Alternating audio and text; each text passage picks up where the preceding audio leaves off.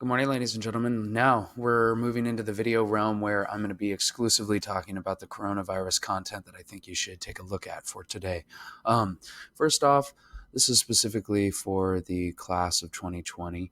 I've been thinking about you guys. I wrote a little write up. I'm just going to read it. To the Ukiah High class of 2020. I cannot fathom how you guys feel. You've worked so hard to get to your senior year of high school, and your experience will forever be altered. For what it's worth, of any Ukiah High class, 2020 will weather this storm. Fires, floods, power shutoffs. The universe has thrown its worst, and you have stood strong. I'm proud and honored to be your teacher, and I hope I can be as resilient as you. I mean that.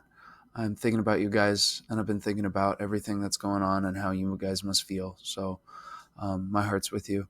Please reach out. Please contact me, email or phone. Now let's go over the coronavirus content that I want to look at today. We're going to look at a coronavirus tracker map specifically to California that I think is really powerful. This is put out by the San Francisco Chronicle. The Chronicle is compiling an exhaustive list of every coronavirus case in California. As of today, we have 744. You can see the clusters. Here's Mendocino County. Here's Lake County. And you can see how close the cluster is around us. There's sort of a buffer zone happening, but you've got to think that these are pretty rural, so the testing is a little more limited. But the outbreak in the Bay Area is sizable, as is Los Angeles. 12 confirmed deaths and 356 confirmed cases in the Bay. I think they have that specific number because of the fact that they're a Bay Area periodical. I actually wanted to show you this because this one is interesting to me. The Bay Area has had the most stringent shelter-in-place protocols and did social distancing before the rest of California. And you can see that their rate of growth is starting to sort of stagger a little bit. In contrast, look, so orange is cases in the Bay. Khaki is cases outside the Bay.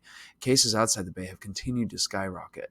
So we need to be thinking about how that applies to ourselves, how we can continue to practice social distancing to make sure those numbers don't increase.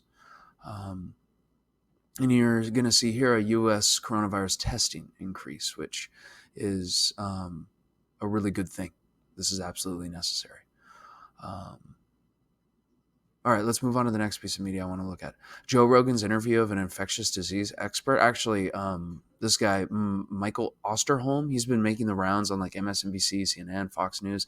He's considered like an expert within his field of epidemiology, which is the study of how diseases spread. I want you to take a look at this. It's amazing. Joe's amazing. I really like him. He's super interested in topics all across the gamut, and he chooses this guy to interview, which provides a lot of clarity on the disease. The next article that you should consider looking at is how remote learning is changing schools. This is from a periodical called EdSource. EdSource reports on trends that are happening in education. With online learning presenting barriers, schools across California are finding different ways to teach remotely. And you're going to see this varies based on the resources available to each district. We're lucky enough that we went one-to-one Chromebooks about 5 years ago. So those Chromebooks, which your teachers complain about you not bringing charged, are actually the reason that we can do this. This is interesting to me.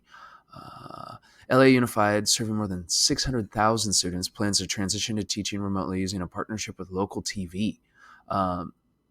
Similar programming will be available in other parts of the state, KQED, which is in San Francisco.